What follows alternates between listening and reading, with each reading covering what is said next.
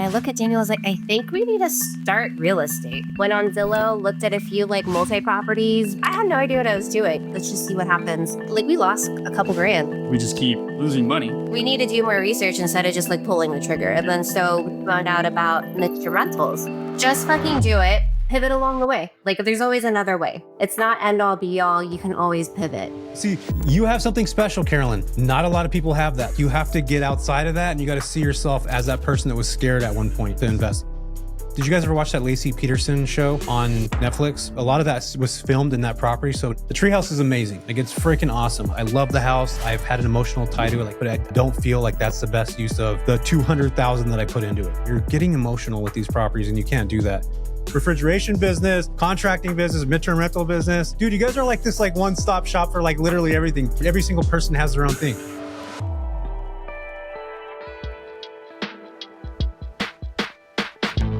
Welcome to the JV Podcast. I'm your host, Jesse Vasquez.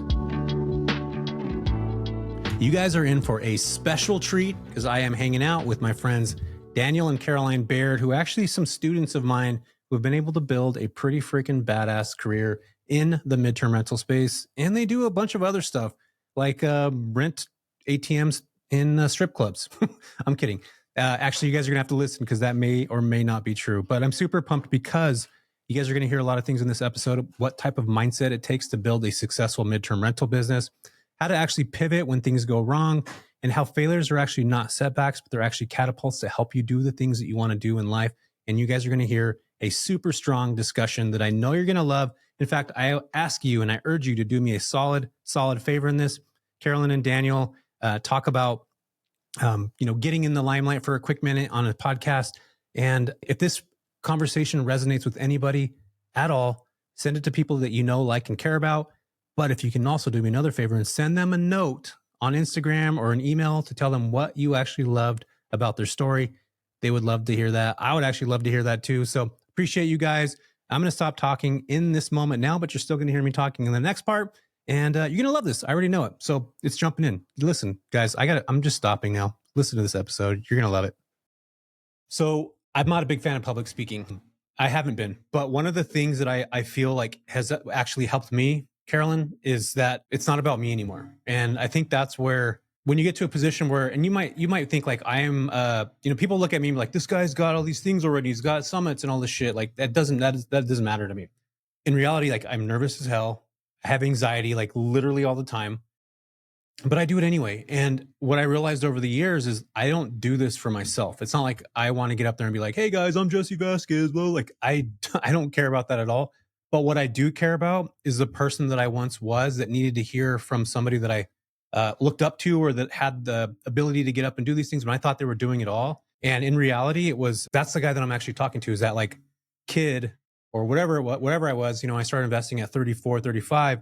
It was that guy that didn't feel like he was seen, didn't feel like he was heard. So when I get up and speak or talk to people or have podcasts like what you guys are going to do. And Caroline, just so you guys are listening right now, Caroline, when I popped up on the screen right now, she got nervous too. Her husband, Daniel, called her out. Daniel's like, dang it, I'm going to get that later. But your story will help somebody down the line. And you'll probably, and you guys, when you guys get a chance, I'm going to put all the show notes and everything on the bottom of this. Send her a note, send Caroline a note, send Daniel a note, and tell them one thing out of this episode that you took away. And Caroline, that's who you're talking to. These are the people that you're going to be talking to. So yeah, long story short, you guys, I'm just not a big fan of public speaking. I do it for other people, not myself. And I think that actually gives me more power in this weird way. I think it sounds weird even saying that, but because it's not about me. But Caroline and Daniel have had this pretty freaking awesome. Do you have anything to say about that, Caroline? Before I jump in and start talking about something else? Yeah, that's actually really empowering. Like I never really thought of it that way. And I think once I get some of those notes, it's really going to be like, okay, like I can do this. Like this, I do have some value to add, right? So. And I think it's because she is very similar to what you're saying. Just like, I still have anxiety no matter what, even when she's just killing it and doing all of her stuff that she's been doing for years, like running business and doing all that stuff. It's like, you do it every day. I said, this is just a meeting. We're just having a meeting. We do it all the time and it's nothing new. So. Yeah. I mean, you guys are in you guys are in multiple different masterminds, and I happened to meet you guys in San Diego in 2024. And you know what's crazy about you too is that I can meet somebody and within the first 7 seconds know like these folks or this person or these people are going to do something great. I had that. I'm getting goosebumps right now. Look, can you guys see that at all? I'm getting goosebumps because I call this out every time. I think I even told Dunn, I was like, I'm pretty sure they're going to sign up for the program and I guarantee you they're going to be doing big things. And he's like, really, man? I was like, yeah, dude, watch. And you guys have something what I'm super jealous about. Because Daniel is, you guys are like a team, right? And I love the husband-wife team. I didn't have that. In fact, my wife thought I was freaking nuts. 99% of the time, I'm pretty sure she still does. I didn't have support from my family. And every time I see a couple that's doing this, like I get so envious and jealous because it's hard to do it alone, but it's really powerful when you have two people that see a vision and you're both like going in on that. And I think it's a powerful position to be in because this business is lonely. Like any business that you guys do or anybody that operates as a CEO or an entrepreneur, it gets lonely out there. Like it gets hard, but you guys have each other to leverage on, which could be like a negative or a positive in a lot of ways, right? You guys probably argue about stuff, which I think is cool. But at the end of the day, you guys have a common goal and a common mission. So can you guys talk about what you guys are doing right now, Caroline and Daniel? Maybe introduce yourselves. I know we talked about first having anxiety and all these things, which again, I live with that. It's such a difficult thing to do. But honestly, I was actually thinking about this the other day. If anybody out there that has anxiety where it's like crippling, where like you feel like you're going to get panic attacks and you feel nervous and anxious all the time, if you're able to do regular everyday things while having that anxiety, you're like you have such a superpower because that anxiety is the same stuff that you get when you go on the stage. It's the same that you get when you're connecting with people. And that energy is if you can get past that, it's very powerful. So I think it's almost like you're able to do all these things plus like you're doing so much more, if that makes any sense at all. But anyway, introduce yourselves, guys. Yeah, so we are Caroline and Daniel Baird. I guess we could start by how we met. It was actually pretty interesting. We met at Coachella 2000. And it's been, a pretty wild ride. We got engaged 2015, got married 2017, had a couple kids, and I don't know where to start. No, you're going. Yeah, just to piggyback on what you were saying, you're just speaking to your past self, right? Like we were just wild and crazy kids. Literally met at 23, and now we're 38, and it's been a journey for sure, all for the better. We have gone through our ups and downs. I mean, she's been helping run her family company since we met, and I was a just W-2 employee. I've been doing refrigeration for almost 20 years now, which is crazy. I started super young and just always was like, I'm not going to do this for the rest of my life or it's going to kill me and I'm going to go crazy. Didn't know what I was going to do. I was just a single guy living, doing my thing, and just working. Living the dream. We're working. I don't know. It's definitely more of a dream now. It's crazy to think that I didn't really have any plans. It's like I was going to keep working and keep having fun. That's all it was. No real plan for the future. Like you said, I mean, you started at 34. There was no plan for the future then. It was like, I used to always think maybe I'll start my own business. And then as I was working for other people, I'm like, this seems like a headache. So, our relationship started just wild and crazy kids, literally at Coachella. So, and then I texted you not too long ago. Public speaking, not my thing either. I did my first training for a company that just paid me to go out to Texas and train them in refrigeration. They knew nothing about refrigeration except for they were engineers with masters. So like, I'm not. I went to tech school and talking to these guys that theoretically know way more than I do, but they weren't, well versed in it.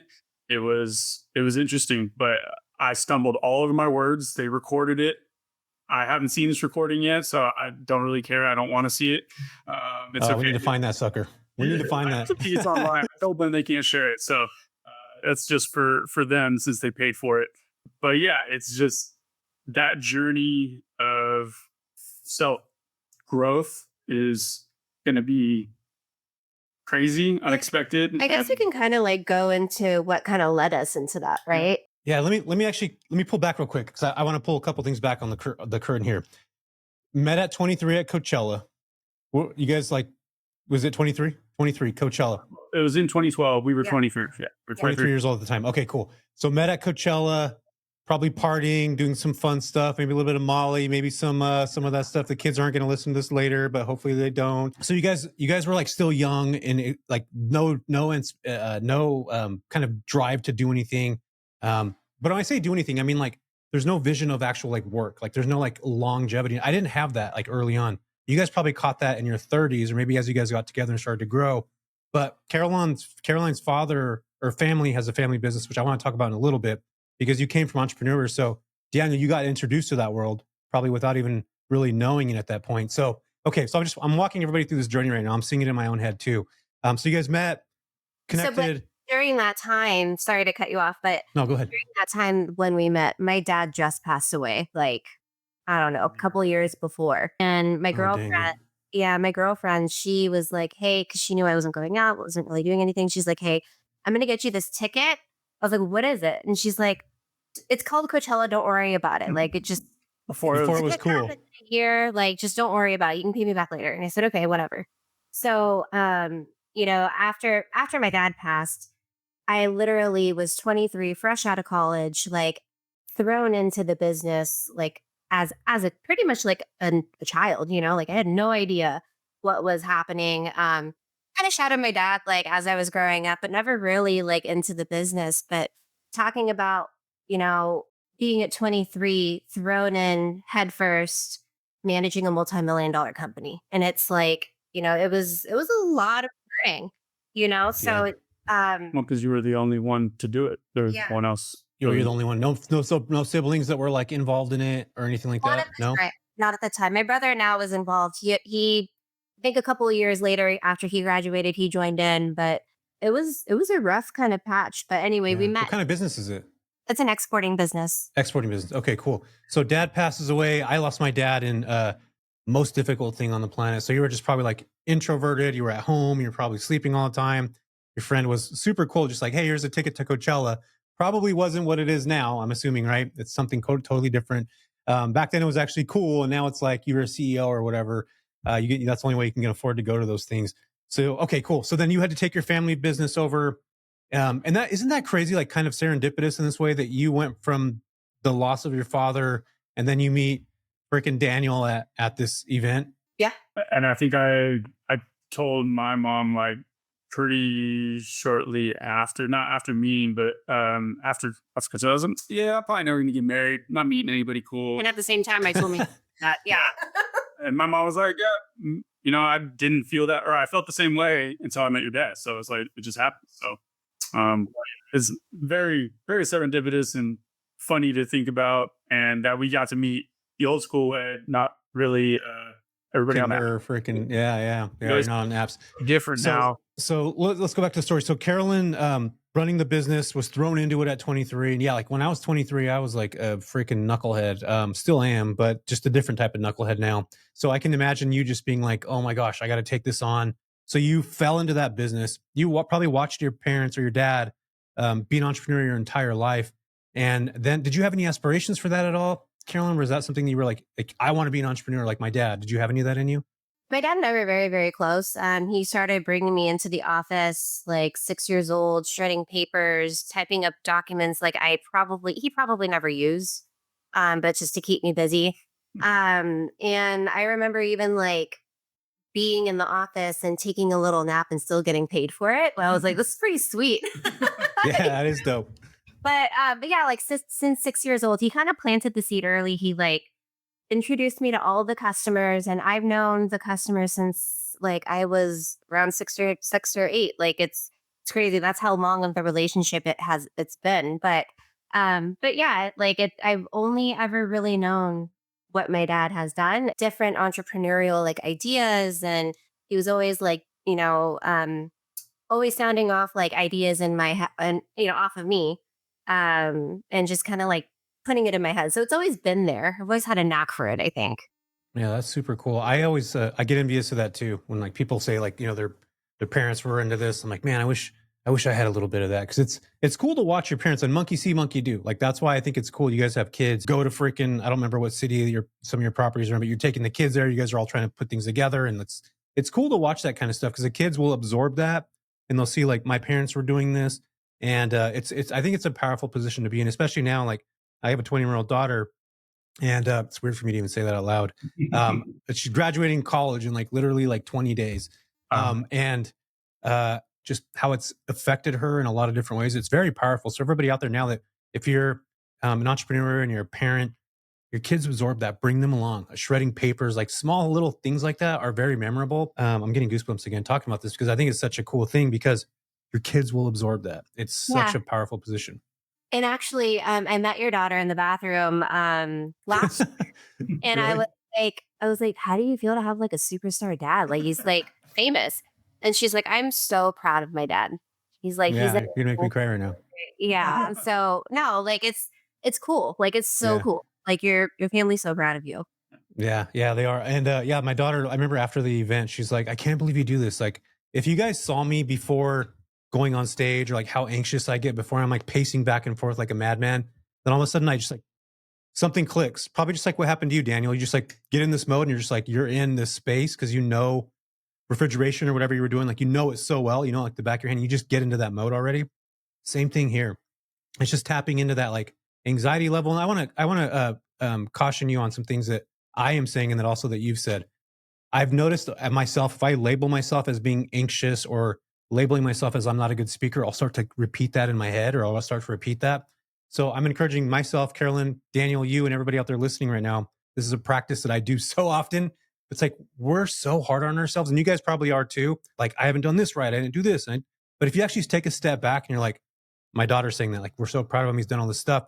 Like, we don't ever acknowledge that. I think as entrepreneurs, sometimes we're just so in the moment. We look at the next goalpost and we're not actually looking at what we've done.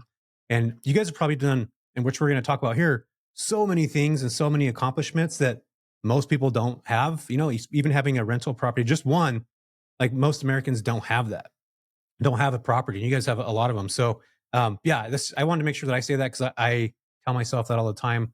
And I know a lot of entrepreneurs that are listening to this now, or if they're starting off, I don't have my property yet, and they'll constantly say those things. And it's like we're writing our own kind of like DNA in a way, or our own hardware to think that way. And it's so important to pull ourselves out of that. And it's something I've always tried to strive for. Even calling myself an introvert, I'm like, I don't even call myself that anymore because now I put myself in this like introverted box. And I think that everywhere I go, I'm going to be an introvert. I am an introvert like by nature, but that's just a label. Like you can flip between one and the other. And I think it's important to remember that kind of stuff. But Yeah, they like to add to that too, like it's been a big mental shift for me. And Daniel can attest to that, right? Like I'm super hard on myself. I am really negative actually. And So yeah, yeah, it's really for sure. But but you know, one most of people are. We yeah, one all of are. my close friends in here, he was like, you know, read the Gap in the Gain book, right? And Yeah, so that's a good one. that book has really, I want to say like 100% changed my mindset, but it's definitely gotten me to the point where it's kind of shifted it a little bit, and it's helped, I think. yeah, and I think you're talking about accomplishments, but I think it's also very important to talk about failures and not everybody's afraid of failing. Everybody is afraid of making mistakes. I've made tons of mistakes throughout my life. She's seen a bunch of them still, regardless whether it's personal mistakes, relationship mistakes, professional mistakes. It doesn't matter. Like you're gonna make them. But my parents never held me like over the fire for making mistakes. They're like, okay, you got in trouble, shouldn't be doing that. But I was the type of person, every time I got in trouble, I own it. It is what it is, and try to move forward. Don't kind of soak into the past. So I'm very good at just moving forward and just kind of being like, okay, whatever, it's over and let's move on. But I think it's very important. People need to realize that no matter what you try to do, you're going to fail.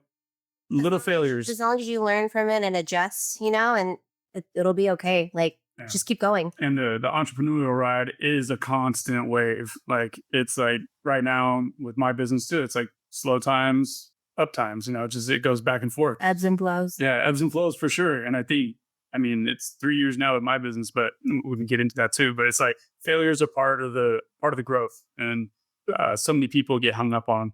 Yeah, I definitely got it hung up on it for a long time. It is something that I think it's definitely scary when you're first starting off. And you know who I feel is people that have been able to go through failure and be like, no, it's such a good thing. Is people that have already done that. And this is why these podcasts are so important because, again, taking that one little, Daniel, what you just talked about right now, somebody's roadblock could be like, I don't want to fail on this.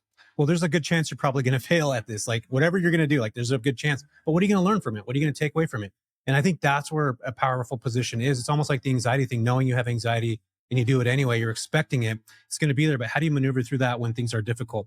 And that's the hard part right there, which again, it's going to happen. You're going to fail on a lot of different things. Some of them are catastrophic, some of them aren't, but there's a lot of things that are going to be able to help you along the way. And those failures are actually like such huge stepping stones to actually do the thing at a higher level. So let's talk into you guys about you guys now. You guys met at Coachella, did that whole thing. And then I love that story about Coachella, because like you randomly ever hear people like, oh, we met here, we did this, or it's usually like, oh, we met on Bumble or Tinder or whatever apps there are out there. So it's cool to hear you guys met that way in person in real life. But let's talk about your first rental properties now. When you got your first one, what was that like? Walk us through that first property, and what got you into real estate? Oh, yeah. So I think what happened, remember, it was at our condo that we had turned into an MTR. That's our first property. But I remember it was after, I think it's after we had Adele, right? And I was just like scrolling through Instagram, and I was seeing like this guy like that would buy properties and like all these things that I had no idea about. Like, right, I had no idea what a tax lien was. I had no idea what like flipping was. Like, I don't know. So I look at his stuff, and I look at Daniel. I was like, I think we need to start real estate. And he's like, what do you mean? I was like, I don't know. I'm like, this guy looks like he's got like some like good cash flow, and it's like passive. Like, we should really like start digging into this, right? And so, oh, the good old passive word. I love that, passive. Yeah, but it's hardly passive. Well, but I would say the passive thing is what definitely started us down that path, and like kept us going down that path. And it's still a chasing dream for sure of passive, because nothing's passive. Yeah. So I remember, like, after mentioning that to him, I'm like, okay, cool. Like, we're going to look up like different cities, like what's the best city to invest in. Cause we, live in California. California is super expensive, and like, we don't have $250,000 to put as a down payment. Right. So we're like, all right, like Indy, let's just look at Indy. So I think it was literally the next day, I went on Zillow, looked at a few like multi-properties. We got in touch with the realtor, put in like, oh my God, 150,000 for a property. This is nuts. Yeah, no, for real. And so, I remember we reached out to the realtor, and I was like, we're going to put an offer on this house. I had no idea what I was doing. And he's like, okay, like what, like, do you guys want me to go there? Like what, like, and so he was actually nice enough to video us while he was driving, and like went over there and did like a little neighborhood. Yeah. Yeah, that's cool. Needless to say, we pulled out of that offer because it was a 100-year-old house, triplex, in the rough area of like of Indy.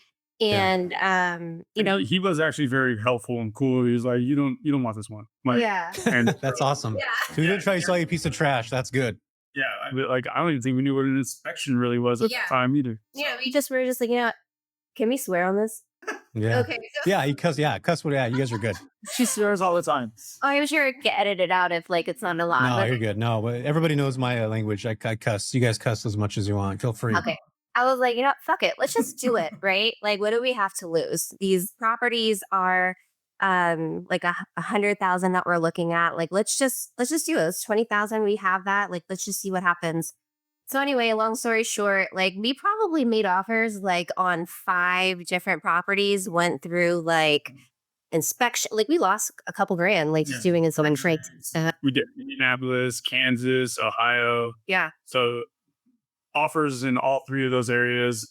Man, we really need to narrow down a place, because we just keep doing this, and now we are not burning through like a ton of money, but you're still losing money.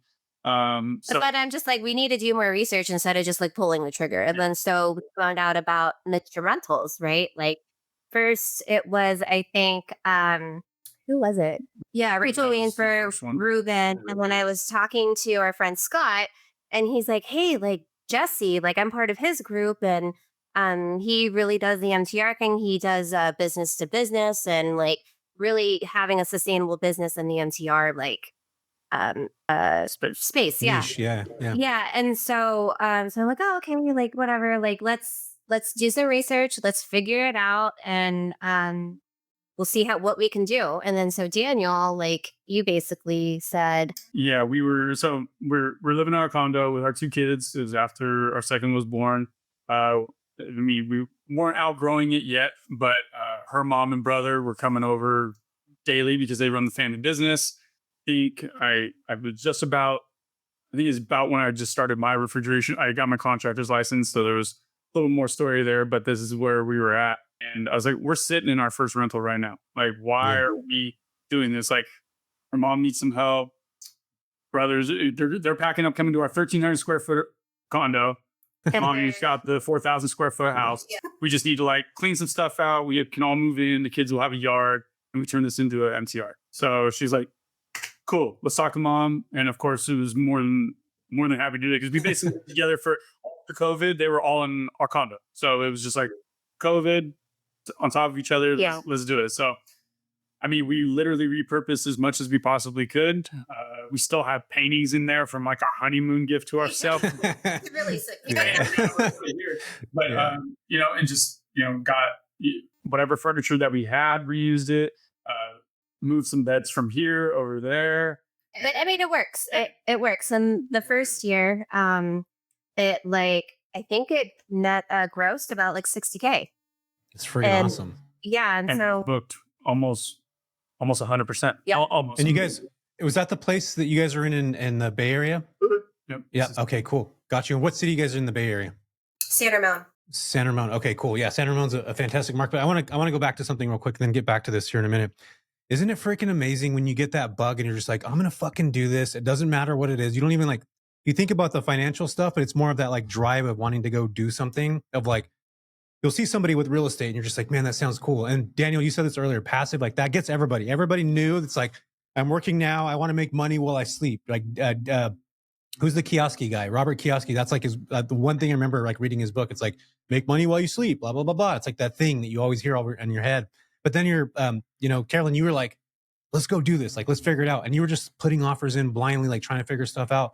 Dude, that's why you guys are so where you're at now. We're going to get into the whole story, but it's just like tractor beams. You get this vision of like what I want to do or what I want to have. I'm going to go put offers on random shit in random cities. And luckily that agent was cool and like drove around. Cause imagine if you guys ended up with that property, but like, that's right there. It's the ability to take action. God, the universe, whatever you guys believe, like that's what rewards action. It's that right there. Like that ability of just movement. And I saw that with you guys when I first met you, and you guys you're now hearing your story. It makes total sense because you're just like tractor beam and you do it. And that's the recipe for success. It's nothing else other than like literally taking action. And it's a powerful position to be in. It really, really is. And I would say that I've always been kind of a lone wolf. Like I always had a solid core group of friends and things like that. But like right out of high school, I'm like, okay, college isn't for me. Trade school. It's going to make me money. Trade school. Cool. Did that. I served tables for like a year. I'm like, fuck that. I can't keep doing this. I'm not doing that. Yeah. I did money for 18 years old, whatever, yeah. But I'm not. I looked at the lifers in there. I was like, no way. And so taking action's never been a problem for either one of us. It's like, got to do it. It's just, that's just like how our parents grew up, right? It's like, you do it because you have to, you get it done because you need to, and you just keep going. Yeah. Keep taking action. But see, right there, what you guys just said, those lofty ideas of like being able to buy a house. Like I know people now that are my age in their 40s and they don't have their own home. It's because they never had that like drive, and they make good money. Like they never had that drive of like going out and like doing something or like creating something that will bring additional cash in, because it's risky. It's a risk. It really, really is. And you guys know, and we'll talk about the risks and the positives and negatives that come from that here a minute ago. But again, going back to that level of action, for everybody out there listening right now, that is a recipe for success, and failure is going to come with it because you're literally just moving on the idea of what you have and what's in front of you. Obviously, you were doing work and doing a little bit of digging. You talked about that earlier, but that's where you start to get educated later. But you're making movement, and I think that is such a powerful position to be in. So, okay, I want to go back to this real quick. So, you guys listed your property. You met you didn't meet Dr. Rachel. Maybe you met her in San Diego. I don't know. I think you guys probably did. But then you get to, you get around the people that are doing these things and you kind of get that energy going. So that was was that your first listing that you guys had going, or was that your second or your third? Walk us through where you were at. That was the first one. That was the first one.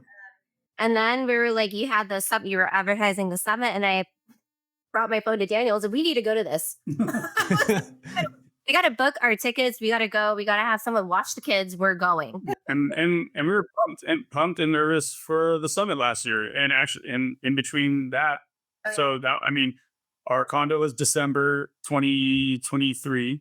And then whatever, bought tickets. And then I think we kept putting offers in places. We went through some shitty agents throughout the country. We made a good friend who she mentioned, Mahir. He's in Indianapolis. He's been on Bigger Pockets specials and things like that too. But he helped us, and he's a genuine person. And then we were like, okay, Indy's our market. And then we completely didn't go to Indy, and we bought a brand new duplex in Texas. What part in Texas? And she's like, I don't want to tell him here. And I was like, dude, he's not going to care. He's going to be happy for us. And because we were scared of the 100-year-old houses, we were scared of being too old. Yeah, we didn't know what to expect with that. Living over here in California, the different elements. Mm-hmm. At least we're like, okay, this place is new. It's got a warranty, blah blah blah. And it's got its own problems as well. But I also think that was like one of the first questions we asked Jesse when we met him. Like we were standing in line and we were like, we're going to ask him about this duplex. Like, should we furnish one side and like do the other? Do you remember that? Like, I talked to so many. Yeah, I don't remember. I talked to so many people. I don't remember that specific. No, explain it to me and maybe I will. Tell me what you asked. I mean, regardless, but we closed on it at the summit. Yeah. And I remember that. I remember you telling me that. And your brother was there, right? Caroline, wasn't your brother? Oh no, he was in the Bay Area. He was in San Francisco for the other meetup. Got you. Okay, cool. But we closed on it. So that was our second property, our first out of state property. We closed on it at the summit, and we were asking you, and then I think we asked several other people, and they're just like, just long term one side, try the MTR on the other side. And even then, we still didn't really go that route right away. Yeah, I think we got an insurance placement on one side by chance. That's awesome. That's so cool. Not by chance. You got that one because we were doing everything that you guys were talking about at the summit. And once we joined AirVenture, and it was like going after it, looking for it, being active. She is the active one as far as the real estate goes. And she was in the Facebook group where the duplex was for the city and saw that somebody had a fire. And a neighbor was out there trying to help the people with the fire. And then she reached out to the neighbor. They put us in contact. We told them, hey, we got a place. They went and looked. They put us in touch with an insurance agent or at ALE. Mm-hmm. And then that just happened. So that happened super quick. They were there for 3 months. We were like, man, we were hoping it was like 6 months. It was like validity, right? It's like, this actually does work. Yeah.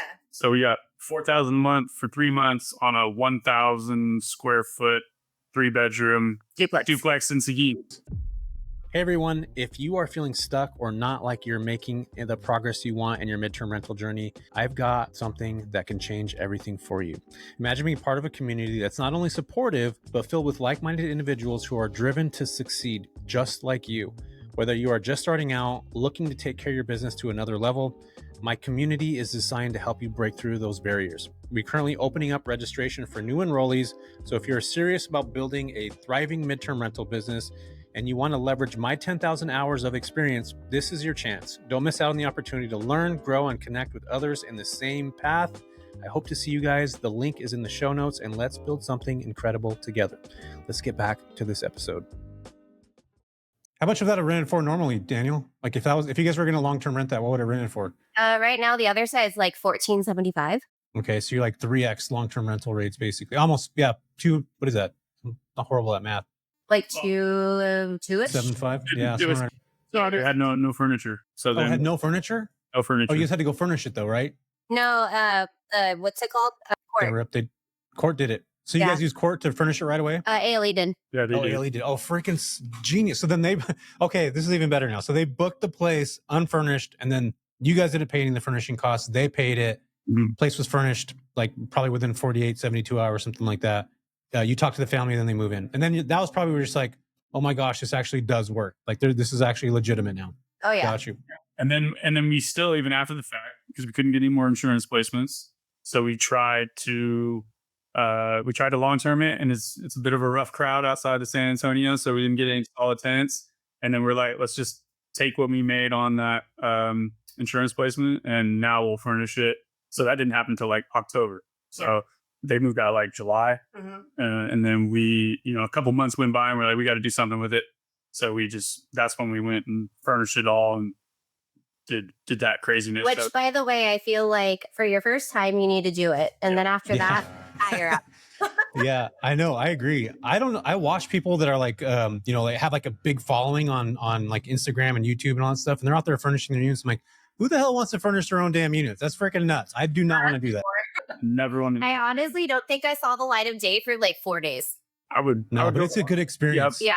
I'd go to the hardware store, pick up supplies, come back, and she's like putting furniture together. And I was like, "Hands big raw." I was like, "You gotta go outside. You gotta get some sun. Just 10 minutes." And we were just like, go outside, breathe, and back to it. Like 13, 14 hours a day, just getting after it. And it was paint, everything. So, Because then after that, it was like full acquisition mode. You got a fourplex in July or June, and then another single family house in Indy, yeah. And then a single family house in Indiana after that. And then we kind of just were like, okay, we need to stop because now work is getting a little overwhelming and we need to kind of pull back and organize. And now we're in the phase of optimizing what we have and maybe and trimming the fat. So, which is also painful in its own way. But, How did you acquire the properties? Did you guys buy them? Did you finance them? Like, how did you guys pick up those other properties? Let's walk through like your acquisition of those.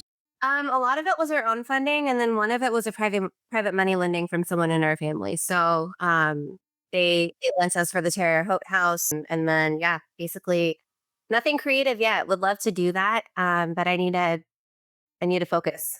Yeah, it's too many shiny object syndrome, huh? It's like there's too many there's too many things. But it's so true though. Like I have, and I know other people suffer from this too, but it's like, it's so hard not to go after the things that like are truly interesting, right? Like, still have it. I don't think I'm ever going to shake it off. Yeah. You know what I've been telling people, and I've actually been doing this myself. If you're not curious about it, like the actual legitimate stuff behind the curtain kind of thing, then like only stick with those things. Like, cause I'm saying like deep curiosity. Cause like I love government contracts. Like I want to do that so bad. But I'm like, I don't really want to deal with the government. Yes, like you can probably make a bunch of money with that stuff. I know Noble. You guys know Noble. My buddy Dylan's in Noble's was working with him now. He's was an active military member, so he's got first dibs on a lot of these contracts and stuff like that. But he was like telling me the nuances of it. I'm just like, bro, I don't want to do that. And I wanted to. Like part of me was like, I need to go learn this. I'm going to connect with Noble a lot more.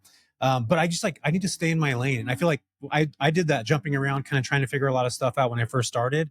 But the reality of it is you got to stick with something that you know. And if you're good at it and you're curious and you continue to stay curious about it, like stay in that because there's just something about it. Because there's too many things that will pop up, especially if you're on social media now. I can go online right now and literally 3 new strategies will pop up. And I'm like, dude, I want to do that.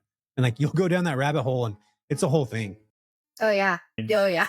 So I mean, we joined Noble's group and did that over the last few months. And her brother has been tackling that big time because again, awesome. As a group, but it's a struggle. Yeah. I mean, and I know very little compared to Jeff is the forefront right now and he's just been grinding on that, but he's like every night he's right here, like trying to find contracts. And it right now it's definitely a tougher environment for those type of contracts, but but we looked at it as like, this could be a lifelong pursuit, essentially, right? Yeah. This could go. All you need is one. You just need to get in the Rolodex, and then you start to build, and then you get credibility with it, and they'll use you more after you get that one. And you might not even make any money on the first one, but at least you get your foot in the door. And that's the thing with these government contracts: you got to get one so that you can start to be seen afterwards. And I actually just talked to Dylan this morning, and he was telling me like, man, we literally just lost the contract by like $3. It was like the lowest bid. And he lost it over $3, which was so silly. But yeah, it's a constant trying. And I think that's cool. Again, your brother Jeff's now connect with you guys on that level. So you guys are like the synergy. Everybody's doing their own kind of thing. That's freaking dope. You guys are doing that like that. Yeah, it's a lot of like coordinating, but it's okay because we live together. A lot of chaos because I mean, on top of that, they're still running their family business. When we dove down the real estate path, that's when I got my contractor's license. So I'm building my refrigeration business. And got into private money lending a couple years ago. And like pretty awesome to say that we've lent like cumulatively over like $3.5 million. Damn, let me borrow some money, guys. What's going on with you guys? Let me hook me up. Yeah, what's up with the deals? I just got one, a $350,000 cash offer in Turlock. Super dope house. Probably worth about $575 after it's completed. Probably needs about $40,000 in work, but it's a cash. No, probably about $60,000 in work. But yeah, there's all kinds of deals that come around. And that's cool. I didn't realize you guys were lending cash out. That's freaking dope. So you guys are doing, dude, you guys are like this like one-stop shop for like literally everything, but every single person has their own thing. Refrigeration business, contracting business, midterm rental business. You guys are doing it all. It's like, I don't know, like 2 years ago, I saw something in a group because the first networking like group we joined was Brandon Turner's Better Life Yeah, Tribe. Better Life. Yeah. We knew absolutely When we nothing about knew nothing. anything. Yeah. Well, yeah, because I mean, like, I just had a Dell and like it wasn't possible for me to go out there, right? So I'm like, okay, what's the next best thing? I can just scroll on my phone and like message people or whatever, right? So so we joined that. And then I remember seeing like private money lending this, like you can make interest here and this is super passive and blah, blah, blah. And so I'm like, okay, cool. Like I posted in the group, how to buy a private money lend. And like one of the guys that replied on there, and he ended up being a pretty good friend of ours. He walked us through our first deal. He was like, are you really interested in it? He's like, I can tell you about it, or I can just kind of like walk you through your first deal. And so I was like, well, what do you mean walk me through? He's like, you can lend me $50,000 on Mhm. a construction loan and I'll put you at first lien. And I said, for $50,000? Yeah, for 50. Yeah. He's like, well, I know nothing's going to happen. And he's like, I would have to be putting my own money in it and I would rather not. So if you want it, it's yours. So he ended up walking us through that. And I remember filling out the paperwork and the wire transfer thing. And I looked at Daniel. Yeah. And I was like, are we doing this? Are we not doing this? And he's like, just click it. And so I clicked it and I was like, well, Just click it. I guess Just click if this doesn't go through, we lost like 50K. Yeah, But yeah. But you trusted him and he showed you the deal and he walked you through it. And that's where it comes from. And you probably got paid back in what, 6 months or a year? I think it was like That one was pretty quick. 3 or 4 months and we made like $6,000 off of it. But Yeah, you probably 12%? yeah. And it was scary, but we did it. And here we are. She's like, well, I hope we get it back. I was like, what do you mean? What do you mean? What do I mean? You said do it. I was like, Yeah, you said click it, man. Yeah, Daniel, you said click it. It's gonna be fine. It'll be fine. Yeah. So you guys already lent 3.5 million out. You probably made some pretty decent cash on that. So you guys are moving along. See, like you guys are doing a lot of everything. Yeah. Let me clarify. It's not all our cash. Like it's a different pool of funds, but like, Yeah, like we use our retirement funds. So like as I became self-employed, I rolled over all my 401k from places. She's moved some of her 401k. So IRAs, like we're like, oh, screw the market. Like we have somebody that we can continuously do this with, and let's do that. And then, I mean, reconnected with some other people. I mean, there's so much all over the place we can get into, but it's like there's a lot to this. So, and that's why we're like, let's figure out all this. Like, how do we make our? You want to talk about passive? That's the most passive way to make lending is private money lending. So, because our first passive was ATMs. That's what I. oh yeah. Yeah. This I is forgot about that. this is rewind before the real estate, or like in the middle or at the beginning of us, throwing out offers, and I was getting my contractor's license and study. I was like, hey, I'm gonna do this ATM thing. It was horrible. I mean, it wasn't horrible, but it was not money making in the state of California. That's for sure. It is so flooded, and unless you want to put your ATMs in the hood and be a little bit edgy, you got to be a nice guy. Yeah, I mean you got to be careful, especially if you're using your own money and things like that. So I placed like 4 ATMs, and they just weren't producing. A tattoo shop, billiard spot, a little like Latin nightclub in Sunnyvale. I thought that one was going to do good. Bro, you got to do a strip club, bro. What's going on with you, Daniel? That's where you got to put the cash, bro. Yeah, go find one. Go find. I don't know. I know a guy that did ATMs, and all he did was strip clubs. And dude, that guy was making so much money. He said that strip clubs are the most active ATM machines, like literally on the planet. He's like, you will have 10 to 1 in a strip club than you would any other place. But and like, I'm just like, yeah. How are you going to find that? And then you got to load that thing up with what, 20 grand? Like, I think he did more than that. I think he was saying 60. Holy moly. That's a lot. It wasn't so I ended up spending time running around filling ATMs because I didn't pay for a vault. I was making enough to do a vaulting service. So that was the first passive, and we sold them all last year. It was like, Not doing this anymore. Like all real estate, like we're not doing that anymore. So, but that was the elusive passive money, which is again, I think the only true way is private money lending. Yeah, and syndications too. Like if you put money into syndication, like the chances of getting that back are a heck of a lot higher over time. Again, if you know the right people, know the right deals, because there's a lot of syndicators out there that people don't get paid. I actually just talked to somebody yesterday. I feel so bad, man. Somebody put a couple $100,000 in, literally life money, no returns. It's been 5 years, and they were promised returns after year 1, after year 2, after year 3. Market changed in 2020. We saw what what happened, and then the note was due, and there was just like it was underwater. Essentially, lost all of his money. Were they Everything's doing like a short-term rental syndication? Yeah, it was a short-term rental syndication, and screwed over big time, dude. And it just actually, it's not screwed over. It's part of anytime you lend money with somebody, you're taking a risk. Like that's why, again, going back to the person that you met in the Better Life, group or academy, that like you get to leverage people and you understand what they're doing, you trust them. But even when you trust somebody, like deals are going to go wrong. Like I've done deals myself that have gone wrong where I'm like negative a couple $100,000. I talk about the Aptos house all the time. Biggest loss I've ever had, $300K gone. Actually not gone. I got to refinance, but who the hell's going to refinance out at it? I have a 5.5%. I'm not going to refi out of that. I'm gonna have to hang on to it for a little bit longer. But yeah, so right now, like you guys, I'm realizing now how much more you guys have actually done in the entrepreneurship world. Like you guys have actually done more than most people. You've done a bunch of businesses already. Like, I mean, I'm just thinking about this right now. It's like 5 or 6 businesses, including Daniel, what you're doing on your own. So you guys are like seasoned, like serial entrepreneurs doing a bunch of different things at one time. 3 years. So that's the crazy part, or less than almost 3 years. Yeah. Like 2.5.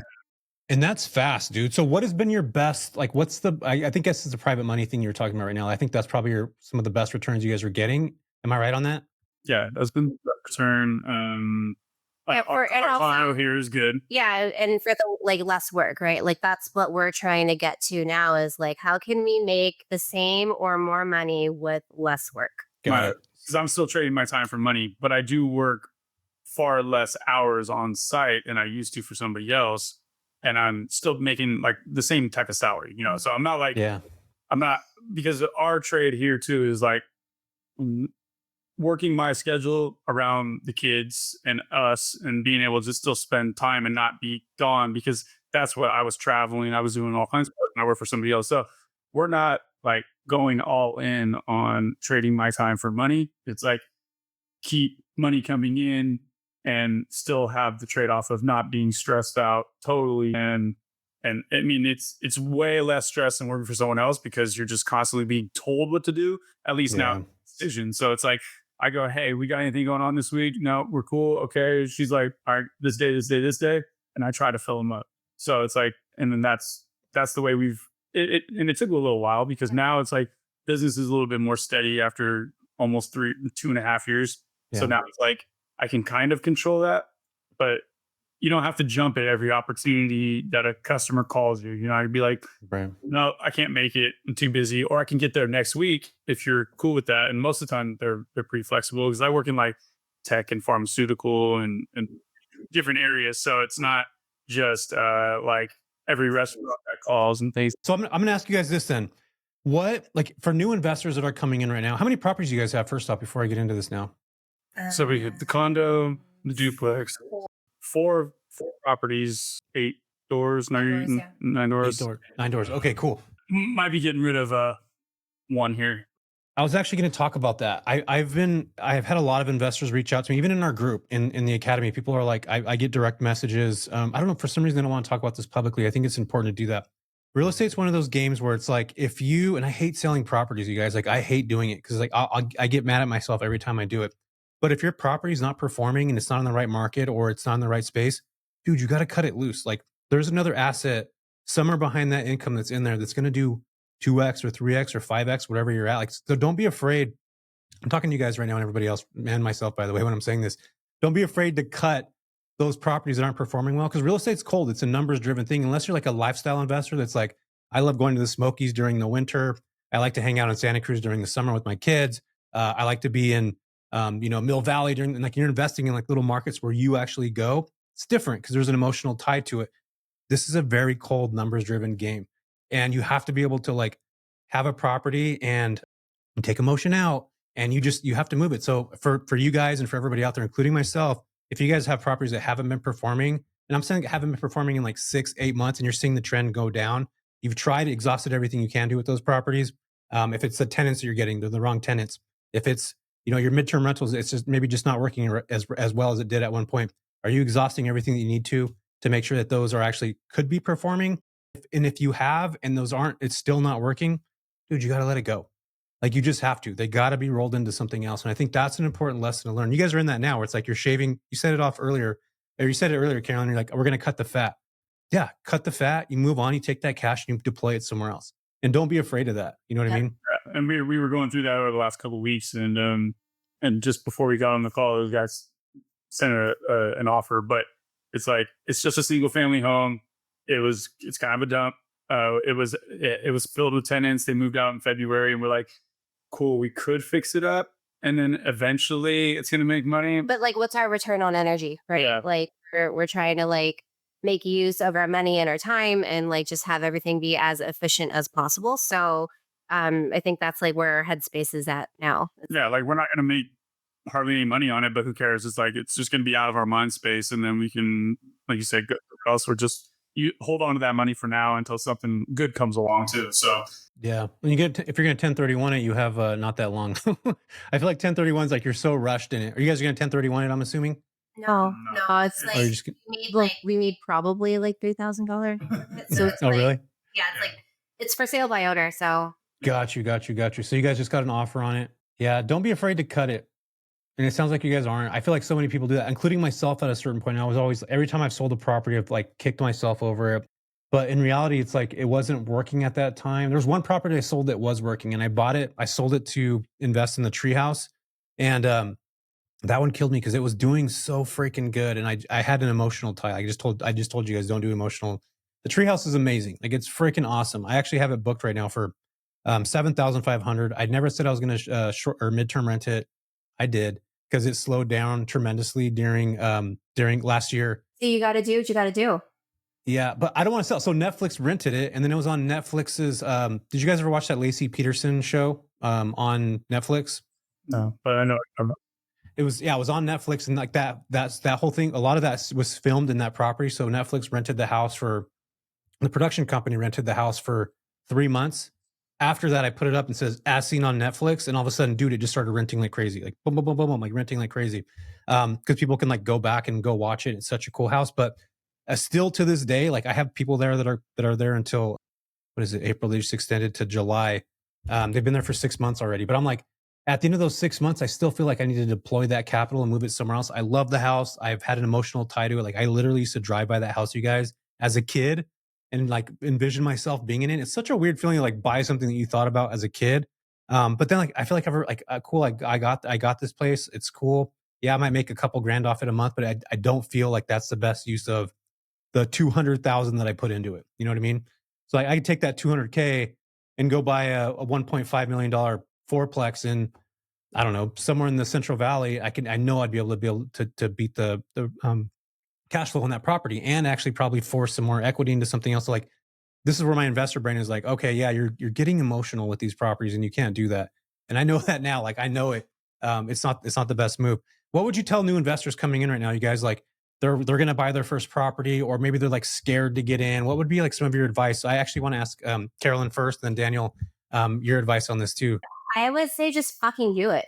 I love that. But see, you have something special, Caroline. Not a lot of people have that. So like you have to get outside of that, and you got to see yourself as that person that was scared at one point to invest. Just fucking do it and pivot along the way. You know, like there's always a plan B. Like there's always another way. It's not end all be all. You can always pivot. And I think our life has really just been, the last 3 years have just been a bunch of pivots. Yeah, for sure. I mean, she's the forefront of the real estate drive for sure. So like, but I think just starting to do it is what we did, because we were doing that. We were analyzing and, getting paralysis and not pulling the trigger. And then we bought the house in Texas. Now, did we do it the best way? No, we put a bunch of our capital down, which now we know we shouldn't have. Let's talk about that real quick. Why would you not put your capital down now? So like a new investor comes in, they think they got to put 20% down. What would you guys do different now? If you're like going back to that original kind of with just fucking do it mentality, I love that. What would you guys do different? I'd I mean, you're still the one that knows more about it than me, but I don't know if I would do anything different, really, because I mean, we already knew what we wanted to do, right? So, like, and I feel like if we didn't do it that way, then it wouldn't have opened up all the other doors or pressured us to look at different things or do the things that we did. So, I don't know. I don't think I wouldn't change anything. yeah, we don't really like. It's not necessarily what we would do different, but what somebody could do different is Yeah. that because I'm not a good numbers person. She's Yeah. so it's like what you guys teach and all these other groups teach is get your numbers down. So if you are really solid at underwriting your deal, then you can bring that to somebody confidently and say, "Hey, I need X amount," and then you can work a deal that way, right? And just like that, the MTR summit too is like Jamie eventually had a sign around her neck, right? Just said, "I'm looking for private money." Yeah. So it's like, Yeah. and then when we saw that too, we're just like, and we've gotten to know Jamie now too, and it's just like you can find a way one way or another, and joining a group is the best way. I mean, that's definitely helped us big time. Yeah, And for sure. And also, sorry to cut you off, but like before I forget, because I have mom brain, put yourself in the circles. Be part of the group. Spend the Yeah. money on education. I think we spent. I don't want to say the number what we spent No, last say year, it. but Don't be afraid. say it. This is important. Yeah, go ahead and say. I'll tell you guys how much I've spent last year on. $32,000 in 2024. I mean, But I do not regret any penny. Yeah, and you probably made that back very quickly, and you probably are going to continue to make more back off the people that you met in those groups for the next who knows how long. I spent 100,000 on, dude. I spent $100,000, $110,000 on in being in groups. But this is the way that I look at this, and this is the way that I want everybody to look at it. It doesn't matter about my group, anybody's group. It has validity, and like they're actually vetted, and they're good. I know that if I spend $100,000 to be in Taki Moore's group or Myron Golden's or whoever's group that I'm in, I know for a fact that they're going to teach me stuff that I'll be able to 10x that over the next year or 2 or 5. So for me, it's like the same thing with private money lending. You have to have that same kind of principle in your brain where you're like, I'm going to put 100 grand of this, except you don't have to hope. Like it's up to you. It's like your actual, and this is Caroline, where you're like, your fuck it mentality is so good that's like, you're going to be able to do like crazy things in the future, but you're getting that tax like on the back end because you're now knowing that you're going to be able to take 24,000, you're going to meet a few people, learn some new skills, and that's going to turn into 100 over a year or 2 or 3. And most people, they're stuck on that like, damn, this is $5,000, or damn, this is 10 grand, or damn, this is 7,000. Like that's stupid.